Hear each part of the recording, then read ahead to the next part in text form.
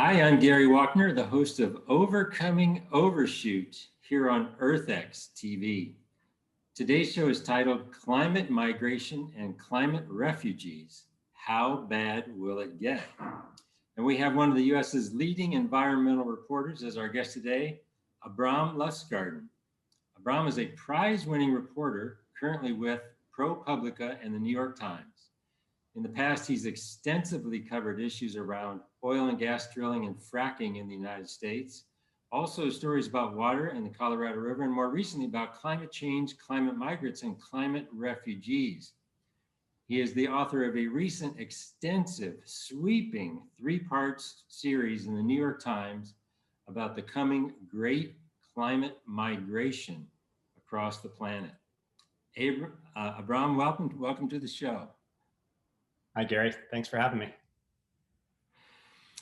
What I'd like to do on the show because we have a lot of young viewers and a lot of people who are at various stages in life, is sort of have our guests give like what I call the aha moment. So is there something in your career which made you decide to be, like something happened, you decided to be, I want to be an environmental reporter, and that's it? And then also something that actually moved you in the direction of our topic today. So tell us the aha moment. Yeah, I mean, it's tough to pick one moment. You know, I've been concerned about environmental issues, from the beginning of my time. I'm an outdoors person. I'm a climber and a biker and skier, and lived in Colorado when I was younger and was doing a lot of photography and travel writing. And I think there was some assignment. I was actually up in Breckenridge, up in the hills above Breckenridge, and taking pictures of some little creek, and found it running orange with mine tailings. And it was kind of this moment of, what am I doing? Like trying to cut out the pollution so people could see the pretty pictures and come visit, when really what we needed to do was pay a little closer attention to those mine tailings themselves and fix that. And I've been working on, from a more investigative, approach ever since. So we're going to talk today about climate migrants and climate refugee. And I want to, kind of slow down a bit and actually do our best to kind of define these terms. So, you're now one of the leading experts on it. So tell us what a climate migrant is, and then tell us what a climate refugee is. Yeah, that's such a complicated place to start, and a great place to start. We could probably talk about that for the first 20 minutes or so. So I have my own definition, and I think of a climate migrant and a climate refugee as really the same thing. And to me, that's a person who has been put in a situation where they have to relocate, a local relocation or a distant relocation, maybe across international boundaries, because of the response to environmental circumstances that are driven by climate change. And that's a really sort of broad, general way to look at it, but it's also a very inclusive way to look at it.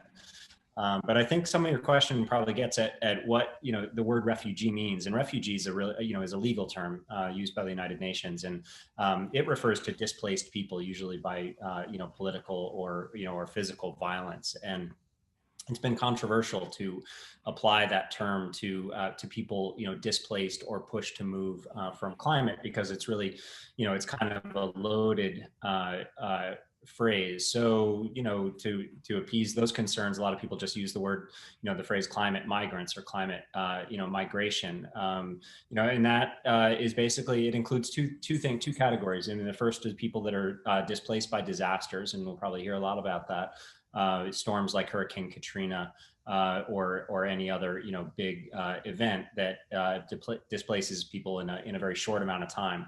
I've been a little more focused, though both are important, on what I call slow onset migration. So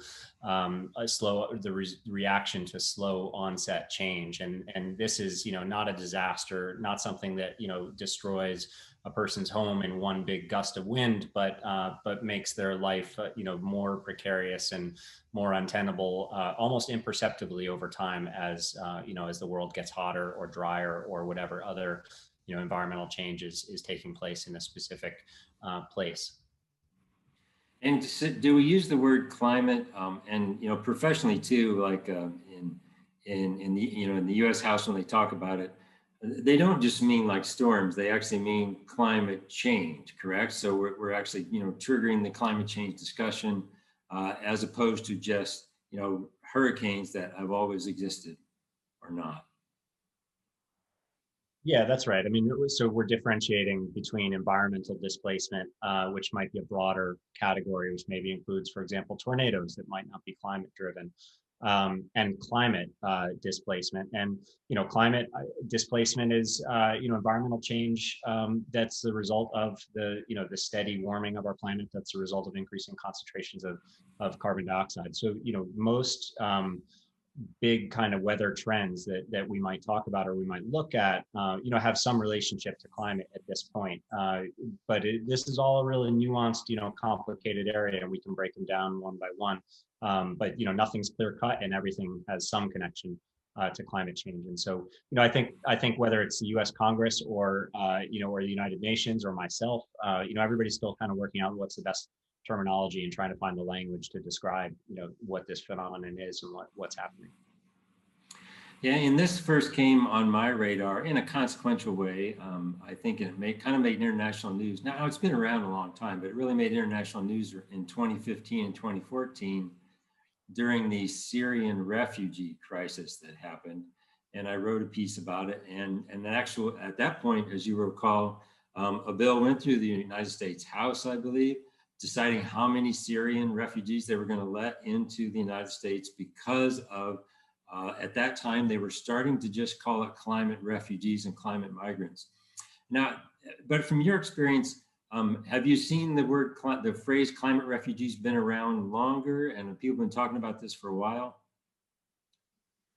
Yeah, it's an area of awakening awareness. I think we can say. I mean, that phrase, that the issue's been around for a bit. Probably well before 2015, but not long before that. And it's really finding a moment now. But you're right. I mean, the Syrian crisis was a real kind of wake up moment, I think, for the world and for world leaders, as far as the potential for environmental issues to interact with all sorts of other issues and lead to geopolitical instability. In that case, to lead to civil war. So I spoke with John Kerry, former Secretary of State, and now President Biden's climate czar, and we talked about this. And for him, he specifically cites the 2015 moment, the Syrian conflict, as his kind of wake up moment about that. I spoke with John Podesta, an advisor to Kerry and many presidents, and founder for the Center American Progress, who's also involved in these issues. And he points a little bit earlier. He goes back to the early days of the Sudanese crisis. So I think for people who are paying close attention, there's different pivot points where the light bulb went off for them.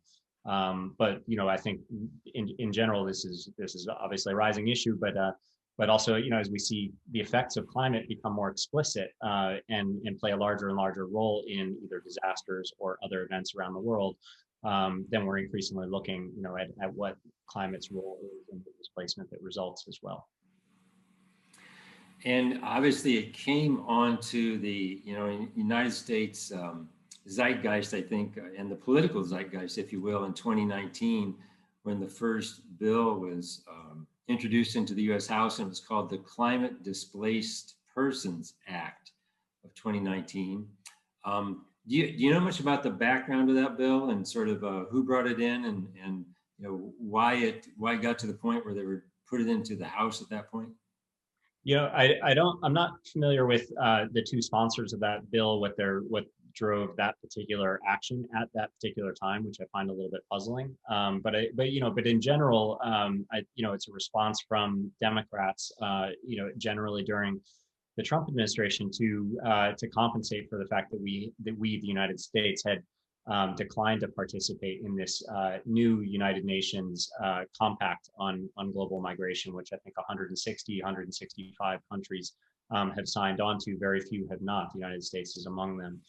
Something that Rex Tillerson, as Trump's Secretary of State, had pulled the United States out of, and really a sign of the United States' lack of willingness to engage in taking responsibility for movement of large populations related to climate specifically, but refugees and immigrants in general in this country. And so, I think that that bill, is a stab at planting a flag in the other direction of saying, there's a contingent, there's a group of government representatives here that recognizes the problem and is interested in doing something different about it. Whether the particulars of that bill are exactly the right pragmatic approach or have legs, I think remains to be seen. Yeah, and I know it was introduced into the House, and it was also introduced into the U.S. Senate too in 2019 by Senator Markey. No one introduced it in 2020, I don't believe. Probably just because of the politics in the election. It was like, why try to do it again? Because they knew it wasn't going to happen. But it was introduced in 2019. There was an article in Grist, the environmental publication, and it said, since 2008, catastrophic weather has displaced an average of 24 million people per year, according to data from the Internal Displacement Monitoring Center. That number could climb to anywhere from 140 million up to 1 billion by 2050.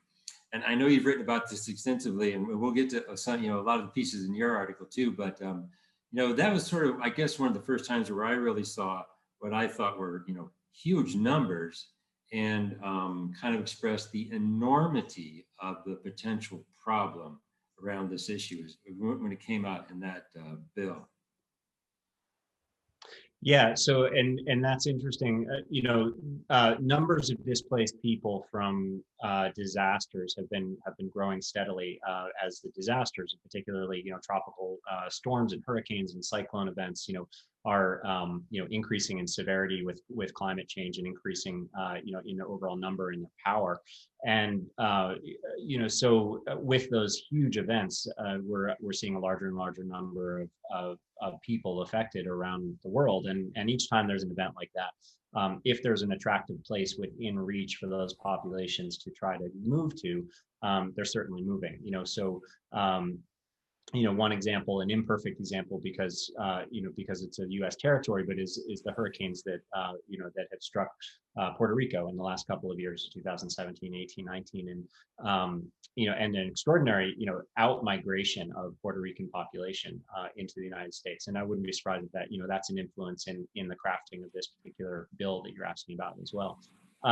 But just to reiterate that distinction, that's a reference to disaster displacement specifically. So finite events that that leave a large number of people homeless all at one time, and still doesn't adequately reflect, I think, with the larger numbers of of people globally who will find themselves slowly transitioning into a place that is just less hospitable for for a productive life, for growing food, for living comfortably and safely. So I want to transition now to this recent series of articles that you wrote, and you did it in partnership, it looks like, with the New York Times, ProPublica, and the Pulitzer Center. So maybe just give me a little background on how the publications work together, the Pulitzer Center, and just sort of, the kind of incubation of this idea and how you decided to launch it. Yeah, you bet.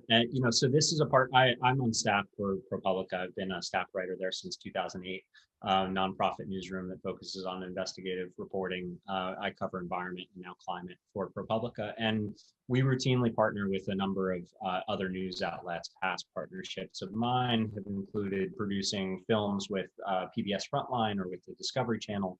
I've worked a great deal with the New York Times over the years. And so about 2 years ago, the Times Magazine and myself came up with this idea of taking on a multi-part investigation into this issue of climate and migration. And the basic genesis of the idea was that this is an issue that was increasingly attracting the attention of experts, of some news media, of government officials, but as a real sort of general enigmatic, sort of threatening theme without a lot of quantitative analysis behind it, very little data, very little particulars, and very little idea, for example, of how many people might be displaced and where they might move to and when this might happen, kind of three essential components.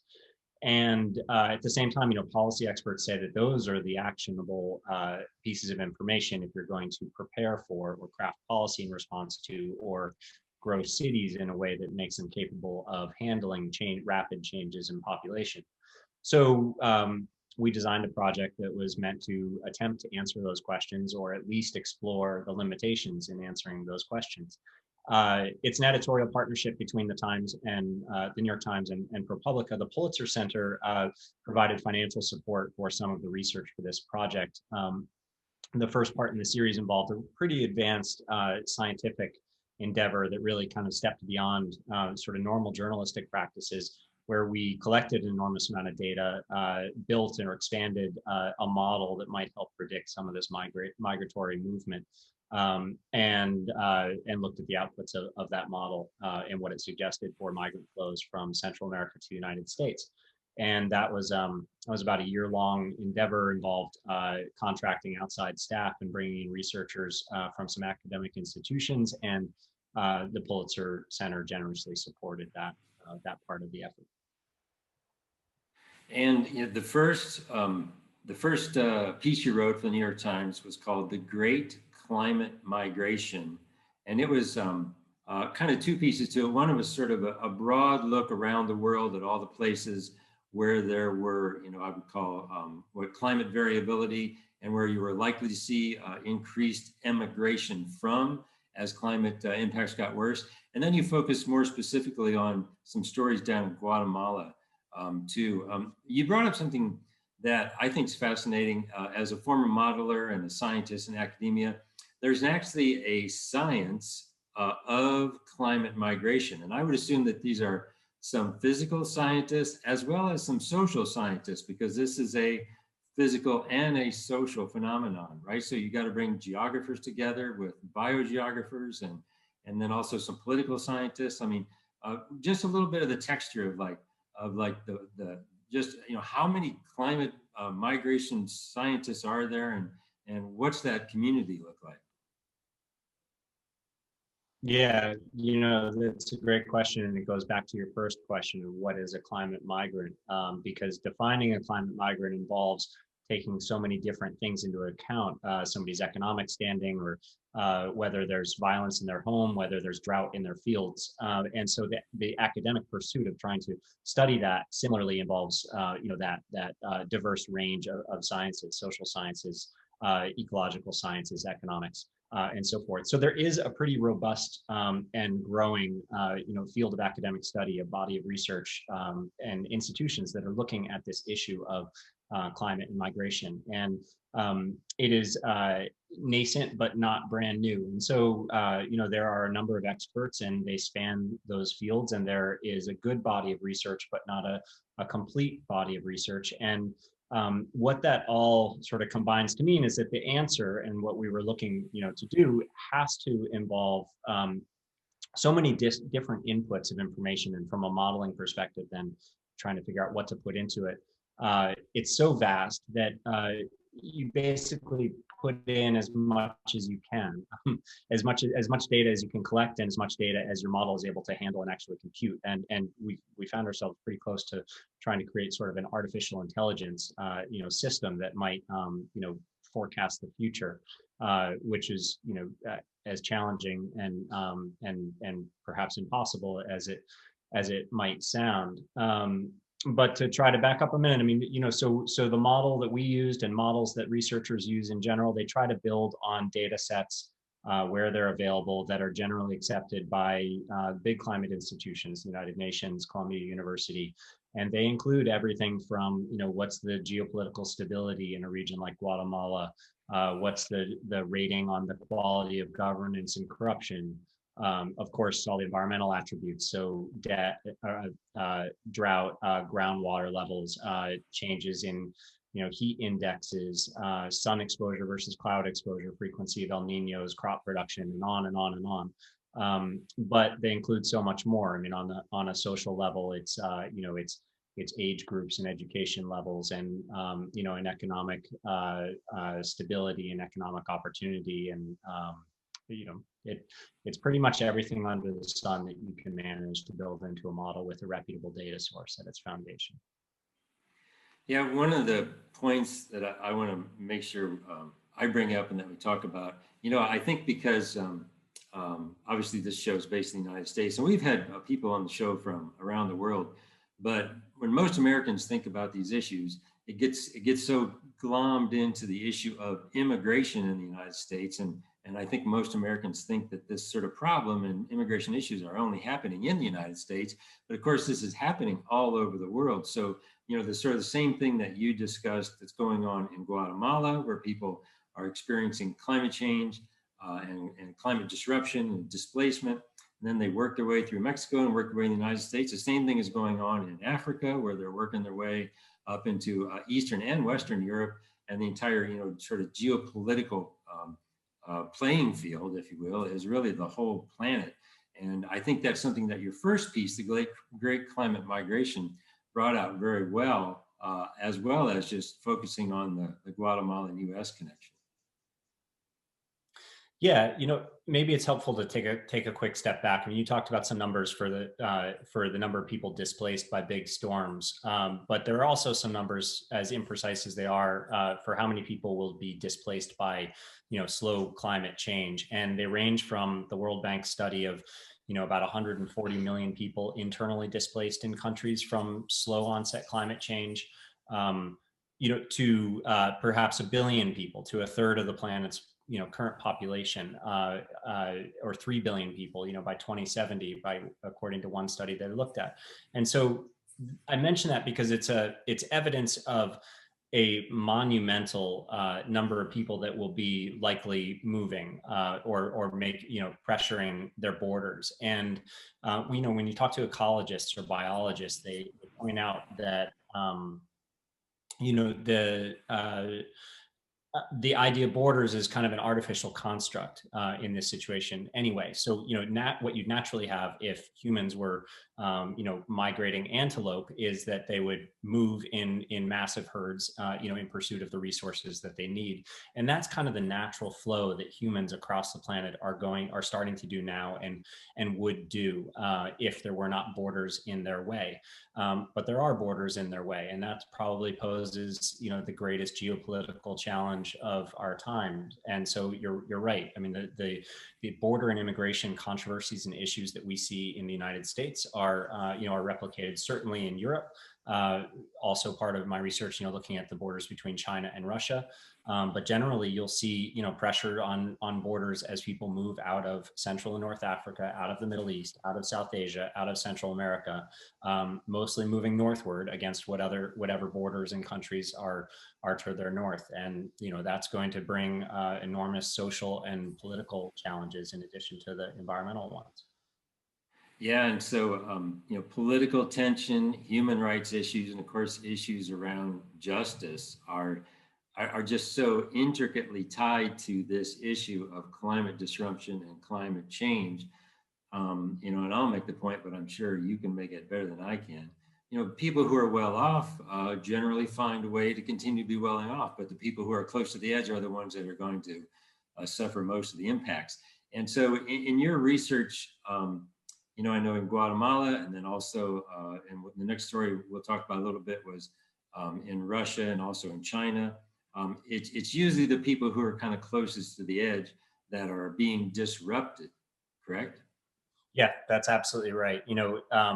Mobility is a factor of economic wealth, first off. So it might not seem this way to most Americans looking at Guatemalans and Mexicans coming north over the border, but generally those are the Guatemalans and Mexicans who have enough assets to hire the help or make the financial investment in coming here in the first place. And that's what you see. The people that move are the people that can afford to move. And there's a population then, as climate migration as a phenomenon increases, that will be trapped. So those are the people that will not have any opportunity or any means to afford a move, or might not know where to go, or have the education or resources or family in foreign places to pursue. And one of the I learned a few things, especially from your first piece. One of the things I learned was just how impactful the migration out of Central America is to the country of Mexico, because we often hear in the United States about a migration out of Central America. And then, suddenly they're at the US border. We don't hear about everything going on in Mexico. So I thought that was really fascinating. The other thing I learned too was, there was it was called the UN Global Climate Compact for Migration. And of course, here in the United States, over the last 4 years, especially, it's been extremely contentious. And the former president, pulled us out of a lot of these kind of UN conventions and whatnot. But the United States wasn't the only country not to sign on to that. Australia and several other European countries also didn't sign on to it. So, again, this just isn't happening in the United States. It's happening around the planet. Yeah, that's right. So Australia is particularly concerned about migrants coming from Indonesia and elsewhere in South Asia. And the same, Europe in particular, is seeing, a real political backlash to the climate-related migration that's coming out of North Africa and the Middle East. And it's connected to a lot of the rise in in far right politics in Europe. Marine Le Pen in France, or backlash against Germany's acceptance of migrants, and whether it's a lack of willingness to participate, in that compact, or just a general sort of reluctance to bring in outsiders.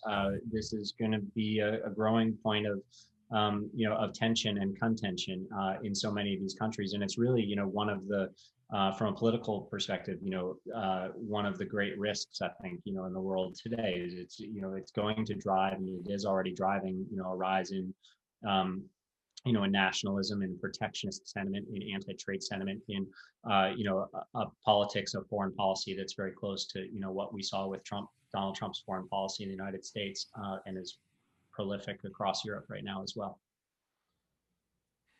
I'm going to move now to the piece you wrote about Russia, which was actually the third piece, but I want to do it in this order so we can talk about the United States last. The piece you wrote about Russia, I just thought was fascinating, and it's titled "How Russia Wins the Climate Crisis.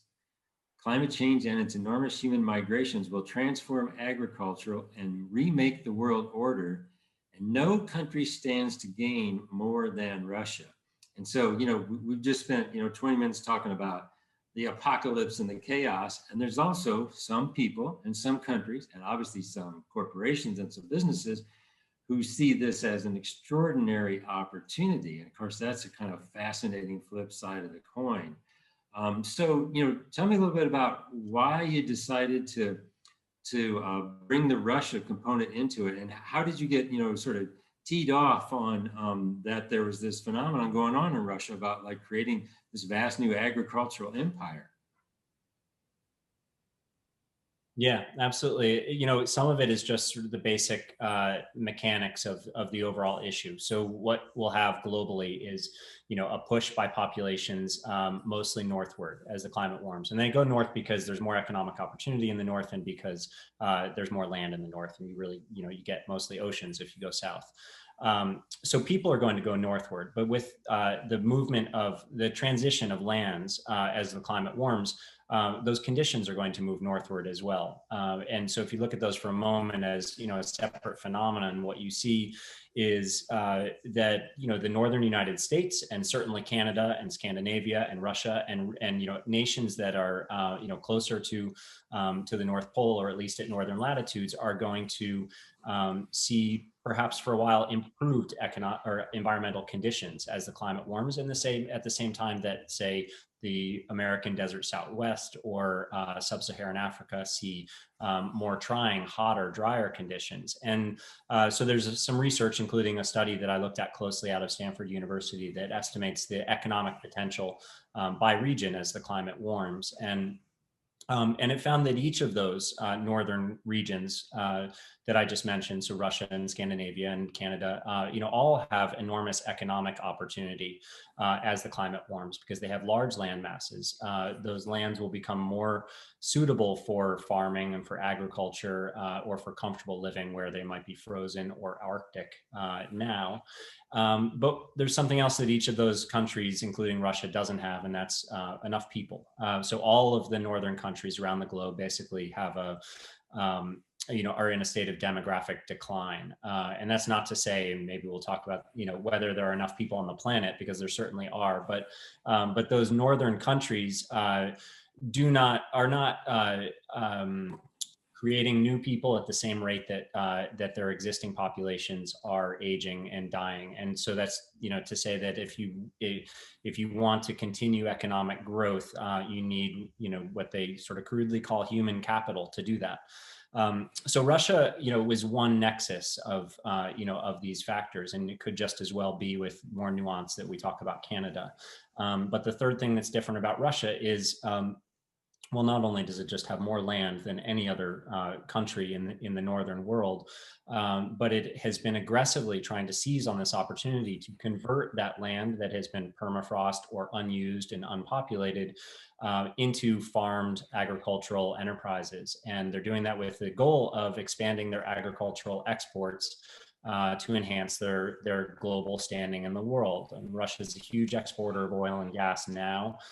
It hopes to replace that oil and gas with wheat, and it's already become the largest exporter globally of wheat. So Russia is really at the nexus of this, these three things: this improving usability of its land mass and an improving physical climate, opportunity to grow its position on the world stage through agricultural exports, but not having enough people to live in those parts of the country and to do that farming to produce the amount of wheat that they aspire to produce.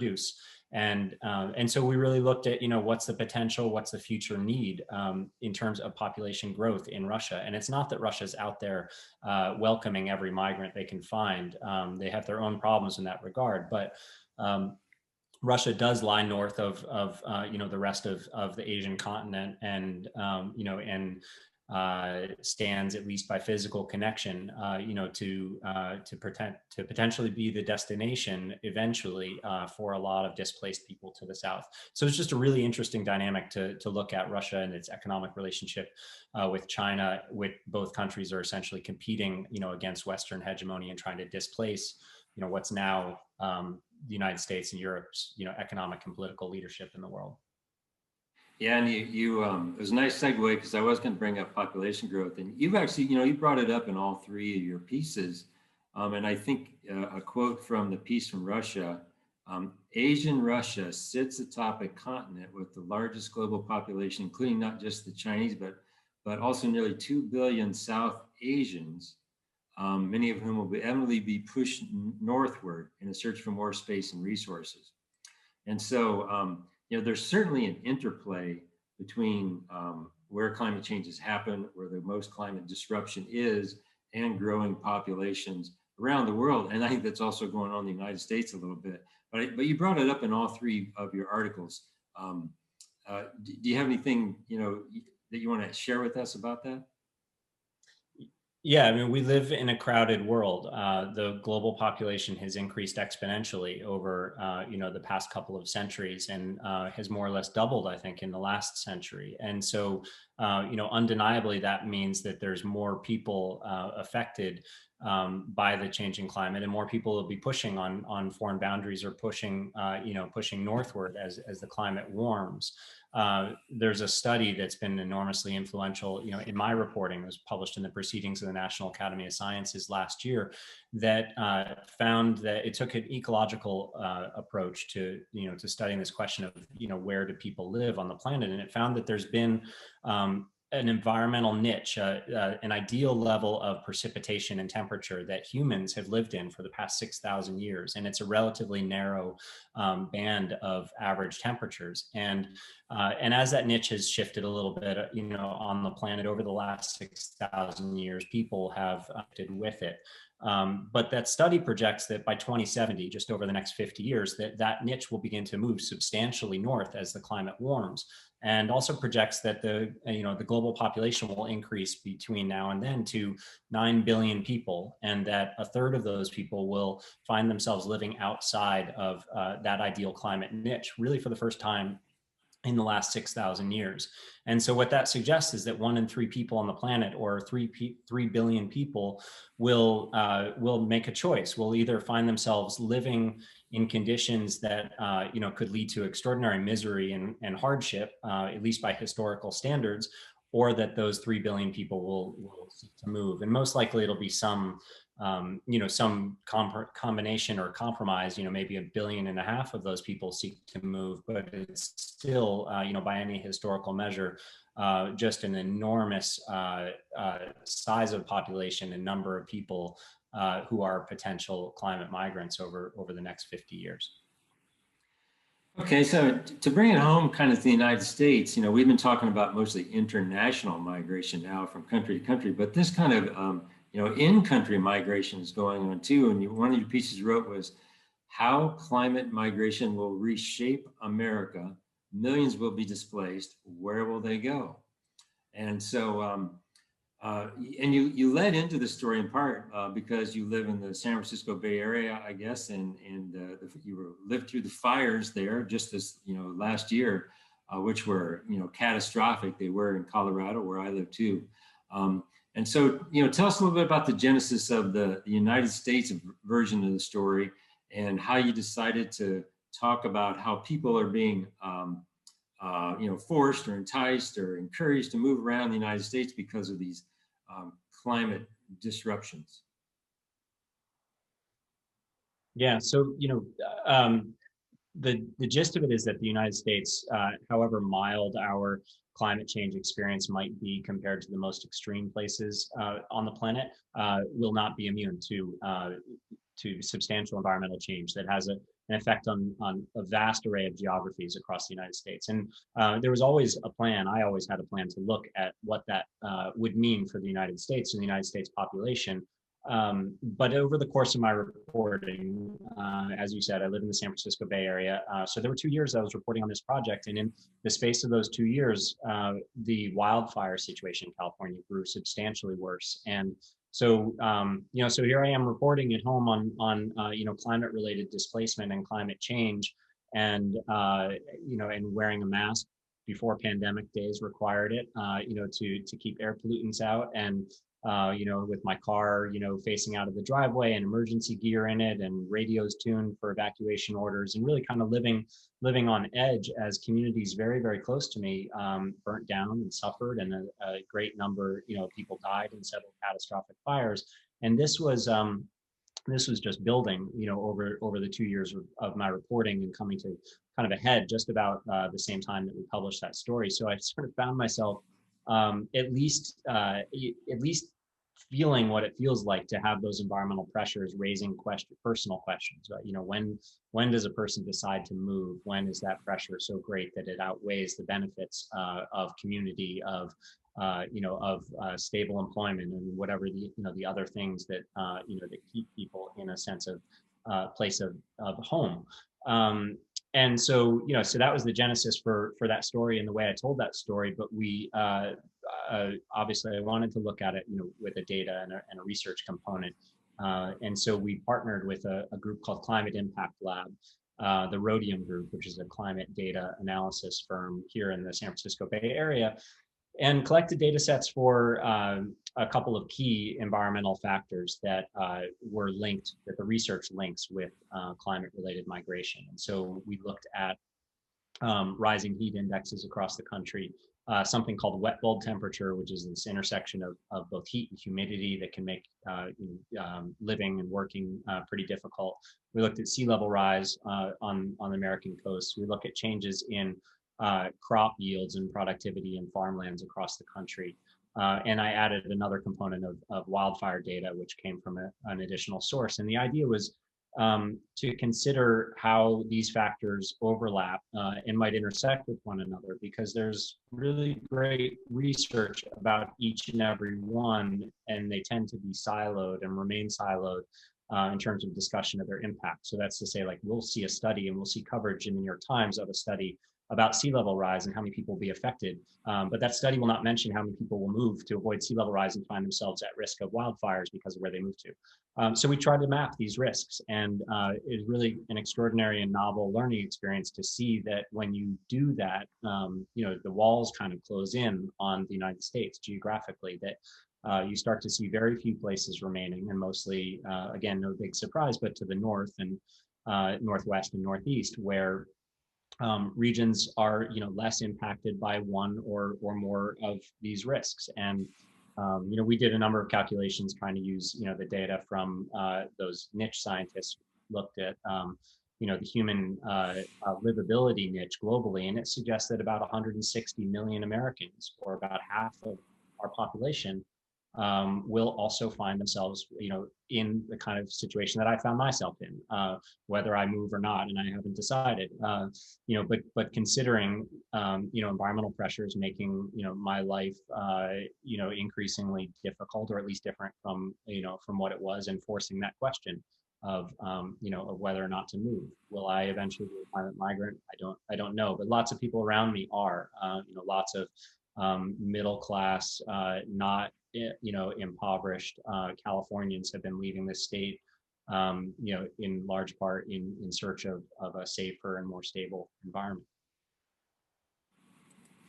One of the things you brought out in the United States piece, I want to hit on, because government policy at the local, state, and federal level can make a difference. And there's a quote here. It says, "In an era of climate change, though, such policies amount to a sort of shell game meant to keep growth going, even when other obvious science and scientific research suggests it should stop." And I want to hit on this and just tell a quick story myself. As environmental activists, of course, I run into this all the time. And at one point, I was appointed to a floodplain committee in the city of Fort Collins around the Cache-la-Poudre River there.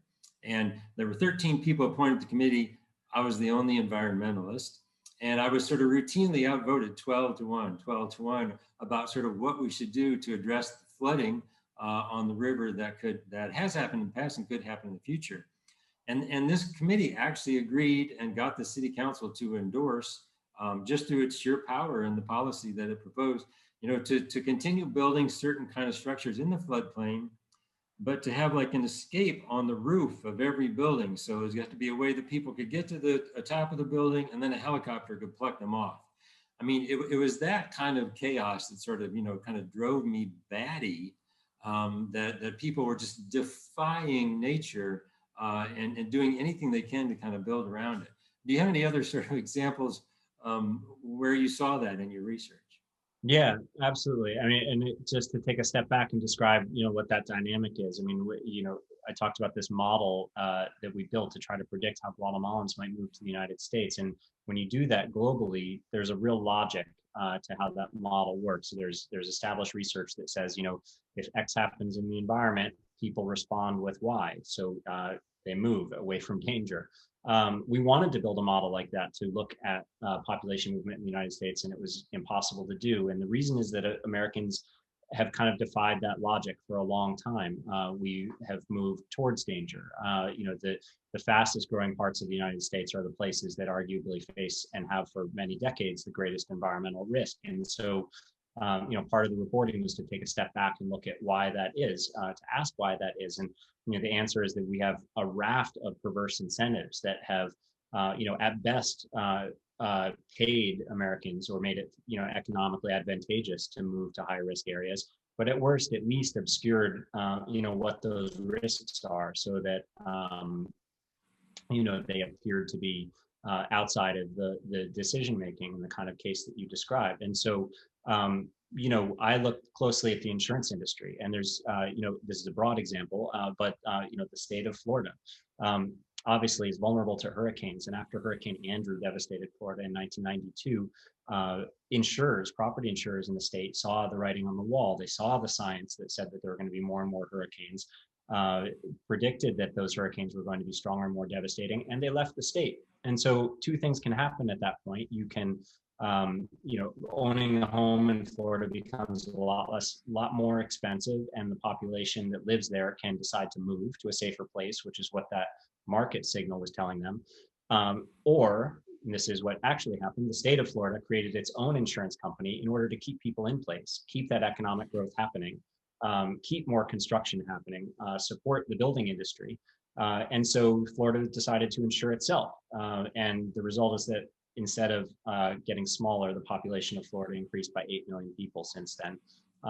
its coastlines in the most vulnerable places have undergone, probably the greatest real estate and building boom in the United States, and the risk from an insurance perspective of catastrophic losses from hurricanes has grown exponentially since then, putting more people in danger and putting the finances of that state and the finances of of the whole country in danger as a result. The federal national flood insurance program is another prime example, where it has routinely paid to rebuild people's homes in floodplains, as many as 6 times in exactly the same place, repetitive flooding losses.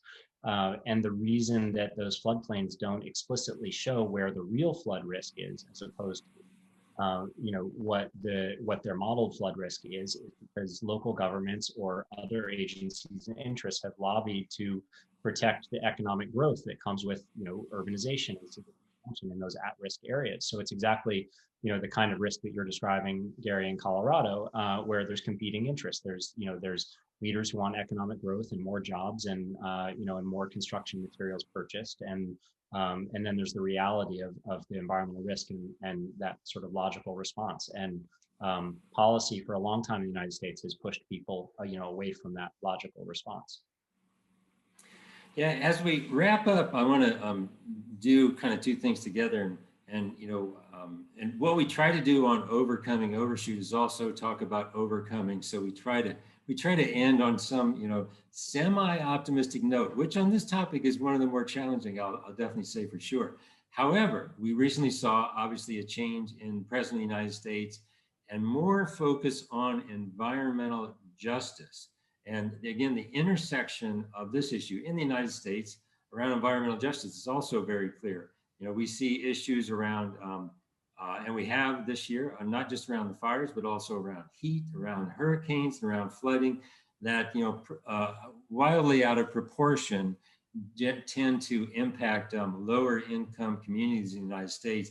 And it does look like this administration, the Biden administration, is going to try to focus more on that.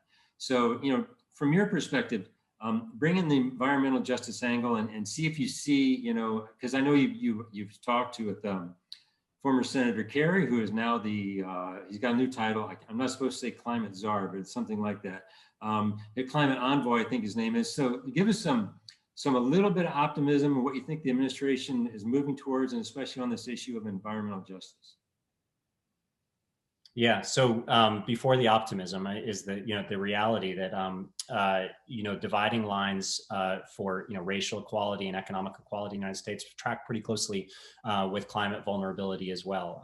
That's to say that while we'll all suffer some impacts from climate, the people who will suffer most will be those who have already suffered discrimination institutionally and structurally for a long, long time in this country, as elsewhere, and so that's we're starting with that handicap, and to the extent that there's opportunity, it's that I think there's an intersection now in this particular moment of both the understanding of the importance of justice and equity, and understanding the importance of climate and the changes that these are going to bring. And I hear some awareness, and we see some awareness about that in the new administration, in the Biden administration. And so the opportunity is that both of these things can be addressed at the same time, and they should be, because I think their solutions are interlinked.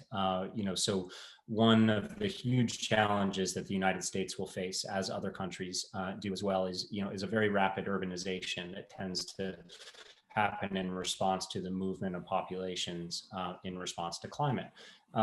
So how cities respond to that rapid growth, whether it's Atlanta, which I looked at in my reporting, or Rochester, New York, et cetera, they'll have a number of challenges, and those challenges include building out infrastructure, building out affordable housing, having a job space to keep their larger population employed and sustain economic activity. But through the process of ensuring those things, they have an opportunity to recalibrate the inequities that exist in those places as well. And people are talking about this, and I think you'll start to see, a lot of effort and action to, for example, anticipate the kind of gentrification that might come with improving the environmental resilience of certain neighborhoods, or building parks, or building flood retention schemes, or enhancing fresh water supplies, all of which are going to be needed, but have had historically the effect of pushing less privileged people away from those areas as property values increased and so forth. So, as an example, the city of Atlanta will be looking closely at how do you improve land and housing and affordability, but keep the, in the case of Atlanta, the Black communities that have been, low income communities in the past. How do you keep them and support them in the place where they are, and keep them from being pushed out, and make them participants in new transportation infrastructure, and participants in in that growing job market. And so that's a way that one little example of many ways in which it'll be really necessary to address inequities and climate impacts at the same time. Great, thank you very much. This has been a great discussion, Abrahm, and I really appreciate your time. I thought that the 3 pieces you wrote were really groundbreaking in the New York Times, and I think you probably just create a lot of opportunity for a lot of more journalists, I think, to kind of dovetail off of that, and we're going to see a lot more about it this year. And I think especially because the Biden administration, they do appear like they're going to focus on this issue quite a bit. So thanks for being on the show. Thanks for your interest. Really nice to talk to you.